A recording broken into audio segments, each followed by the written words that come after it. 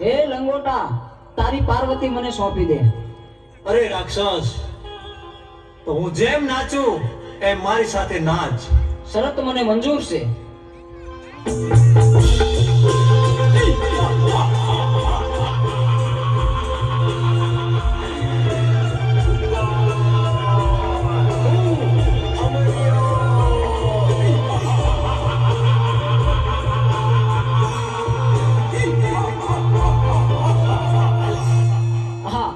લંગોટે મને નચવી અને મારું ભસ્મ કંકણ ઉડી ગયું તો મારું મોત નિશ્ચિત છે. તો ચાલ અત્યારે અહીંથી હું ભાગી જાઉં.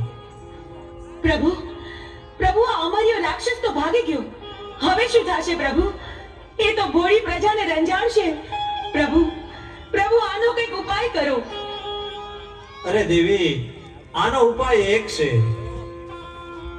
100 મહિનાની નિદ્રું લઈને ચોટીલાના પરોપરમાં ચામુંડા સુતા છે. તો ચારણ જોગીને બોલાવું, એને જગાડે તો તેનું મૃત્યુ થાય.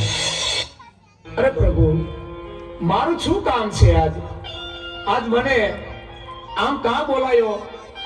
અરે બોલાવાનું કારણ એટલું છે ચારણ જોગી, અમરિયા નામના દત્તે 33 કરોડ દેવાળોને મૂછના મોવડે બંધેવાન કર્યા. હા પ્રભુ. પૃથ્વી ઉપર હાહાકાર મચી ગયો છે. તો હાલે મારું ડમરું અને માં ચામુંડાને જગાડવા જા. પણ એક વાત યાદ રાખવાની કે જ્યારે માં ચામુંડા જાગે, હા પ્રભુ, ત્યારે અવળું ફરી જજો. અરે અરે ભોળાનાથ, અવળું ફરવાનું કારણ શું? કારણ એટલું છે ચારણ જોગી કે એક જ્વાળામુખી જોગણી છે.